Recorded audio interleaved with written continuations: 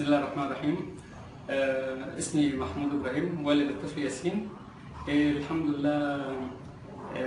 يعني أنا اتفصلت عبر الدكتور إبراهيم كامل عبر النت من برنامج العاشرة مساء تبع أستاذ وائل الفراشي، فشفت الحلقة بتاع الطفل هنا.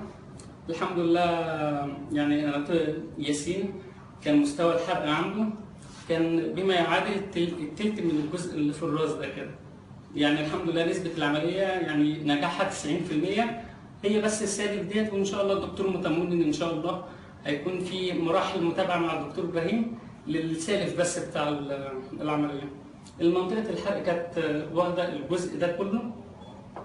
يعني الحمد لله في خلال شهرين كان الحمد لله الدكتور عمل عملية أولية، وبعد شهرين شال الجهاز اللي ركبه، كان جهاز ممدد للشعر. والحمد لله يعني البركة في ربنا وفي الدكتور إبراهيم كامل. الحمد لله يعني أنا مبسوط من النتيجة الحمد لله.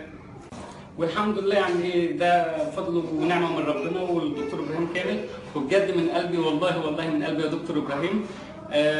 يا اما ما كنتش جبت ابني. انا الحمد لله مرحله ابني انا كنت يأست من ان انا لفيت كتير وعملت ليزر كتير، ولدرجه ان انا قلت ما فيش حل. والحمد لله لما جيت للدكتور طمني وقابلني كويس، والفريق العمل الحمد لله كان كلهم بيقفوا على العمليات وبيقابلوني كويس، يعني كلهم يعني بدون ان انا انسى اي حد.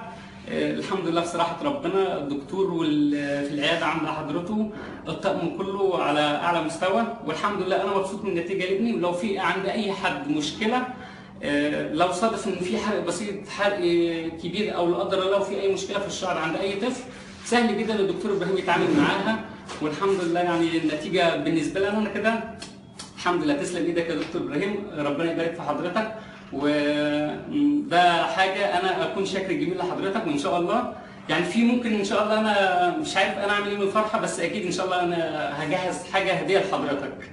انا هعمل حاجه حلوه لحضرتك وان شاء الله هتكون، بس ما تشيلهاش من قلب العياده، وهكون برضو باسم ياسين ووالد ياسين.